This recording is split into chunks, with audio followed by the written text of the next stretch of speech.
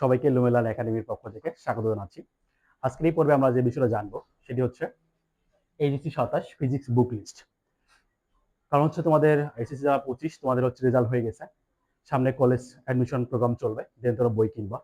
তো হচ্ছে কলেজ এই পর্যায়ে এসে তোমরা ফিজিক্সের কোন বইটা পড়বা, কোন বইটা পড়লে তুমি সব থেকে বেস্ট আউটপুট পাবা, সেই বিষয়টা আজকে আমি ক্লাসে ক্লিয়ার করবো। তারপর তোমার ডিসিশন নিবা কোন বইটা তোমরা কিনবা। আর এই কথাটা কেন বলছি বিশেষ করে জানো, সেটা হচ্ছে আমরা যখন এসএসসিতে পড়ি তখন হচ্ছে আমাদের কাছে সবার কাছে একটা মাত্র বোর্ড বই থাকে এবং সেই বোর্ড বইটা আমরা সবাই পড়ি। কিন্তু তুমি কলেজে উঠে যাচ্ছ, তোমার কাছে অনেকগুলো অপশন থাকবে বই চুজ করার। যেমন ধরো ফিজিক্সের ক্ষেত্রে বলি, ফিজিক্সের ক্ষেত্রে বাজারে 13 থেকে 14 রাইটারের বই পাওয়া যায়। তো আমি কোন বইটা কিনবো?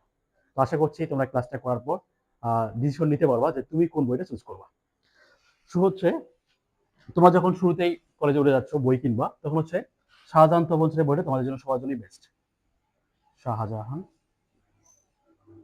তপন স্যার। দেখ, এই শাহজাহান তপন স্যারের বইটা খুব সহজ ভাষায় লেখা এবং এটা সবার জন্য বোধগম্য। এমনকি তুমি নিজে থেকে রিডিং করলেও অনেক কিছু বুঝে যাবে, ঠিক আছে?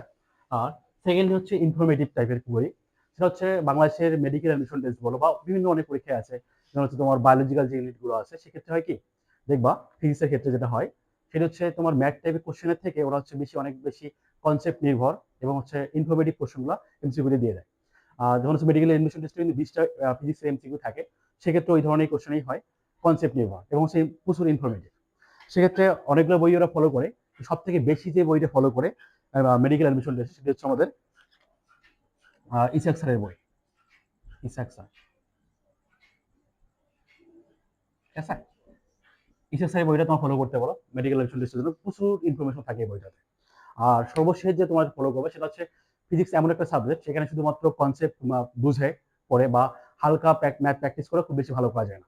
এর জন্য প্রয়োজন হিউজ পরিমাণে প্র্যাকটিস। তার কারণ হচ্ছে ফিজিক্স একটা ম্যাথ টাইপের কোশ্চেন, সেই জন্য তোমাকে ফার্স্টলি মূলত হচ্ছে তোমাকে হচ্ছে কনসেপ্ট বুঝে পড়তে হয়, যেন হচ্ছে প্রচুর পরিমাণে প্র্যাকটিস করতে হয়। তো প্র্যাকটিসের জন্য আমাদের বাজারে যে বর্তমান বইটা আছে সেটা হচ্ছে অ্যাসপেক্ট ফিজিক্স বই বলে একটা পাওয়া যায়। দেখো, অ্যাসপেক্ট ফিজিক্স, পিইসিটি, অ্যাসপেক্ট ফিজিক্স। তোমার হচ্ছে প্রচুর প্র্যাকটিসের জন্য, হিউজ পরিমাণ প্র্যাকটিসের জন্য অ্যাসপেক্ট সিরিজের বইটা নিতে পারো। এই বইটা নিলে আরো কি সুবিধা হবে। তো দেখো, যেহেতু বাজারে 13 থেকে 14টা রাইটারের ফিজিক্স বই পাওয়া যায়, তো কারো পক্ষেই সম্ভব না যে 13 থেকে 14টা রাইটারের বই নিজের কালেকশনে রাখা। তার মধ্যে তুমি যদি এই অ্যাসপেক্ট ফিজিক্সের বইটা নিজের কালেকশনে রাখো, এর মধ্যে তুমি দেখবা এই 13 থেকে 14 রাইটারের বইয়ের কোশ্চেনগুলো পেয়ে যাবো। প্লাস হচ্ছে বিভিন্ন অ্যাডমিশন টেস্ট, মেডিকেল বলো, ভার্সিটি বলো, ঢাকা ইউনিভার্সিটি বলো, সবগুলোর কোশ্চেনগুলো তুমি একাডেমিক থেকে সলভ করতে পারবা, ঠিক আছে? এই বইটা অবশ্যই নিবা। আরেকটা কথা বলি, তো কথা হচ্ছে এখন হচ্ছে আমাদের বই হচ্ছে দুইটা, একটা সাধারণ বঞ্চলের বই, একটা হচ্ছে ইসাক স্যারের বই। তো হচ্ছে এই দুইটা বই তো আমি একসাথে কন্টিনিউ করতে পারবো, এটা করা সম্ভব না। সেক্ষেত্রে তোমরা যে কাজটা করতে পারো, যে কোনো একটা বইকে মেইন বই রাখবা, আর একটা থেকে তুমি হেল্প নিবা। আমার সাজেশন থাকবে, এই যে আমাদের ইসাক স্যারের বইটা সব থেকে বেস্ট। তুমি এই বইটা হচ্ছে তোমার মেইন বই রেখে, এই বইটাকে ফোকাসে রেখে তুমি যে এই বই থেকে, ইসাক স্যারের বই থেকে যে কনসেপ্টগুলো তুমি বুঝতে পারবো না, ঠিক সেই কনসেপ্টগুলো তুমি হচ্ছে সাধারণ স্যারের তপন স্যারের বই থেকে দেখে নিবা এবং বুঝে দুটো বই রিলেট করে পড়বা। কিন্তু মাস্ট বি তোমার মেইন বুক থাকবে ইসাক স্যারের বইটা, ঠিক আছে? একটা কথা বলি, আহ, আমাদের কলেজ সেকশন, কলেজ লেভেলে এসে কিন্তু সবাই খুব কম পাওয়া যায় ভালো করার জন্য। এসএসসি লেভেলে আমার হচ্ছে একটা ছোট্ট ফিজিক্স বই থাকে এবং হচ্ছে এটা আমরা 2 বছরের অধিক সময় ধরে পড়ি। সেক্ষেত্রে হচ্ছে খুব বেশি ব্রেক পাইতে হয় না ফিজিক্স ভালো করার জন্য। কিন্তু যখন তুমি কলেজে আসো তখন হচ্ছে তুমি মোট সময় পাবা 18 থেকে 20 মাসের মতো, এবং এই সময়ের মধ্যে তোমাকে 2টা ফিজিক্স বই পড়তে হবে।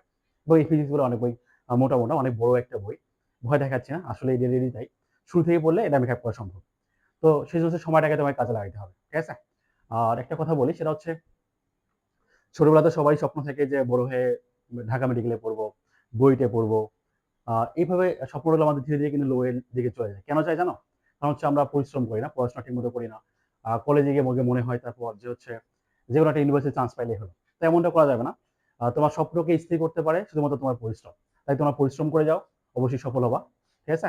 আরেকটা কথা হচ্ছে, যেহেতু তোমরা এখন এসএসসি 25, তোমাদের নতুন পরিচয় এসএসসি 27, তোমরা সবকিছু নতুন উদ্যমে শুরু করবা। সবার জন্য শুভকামনা।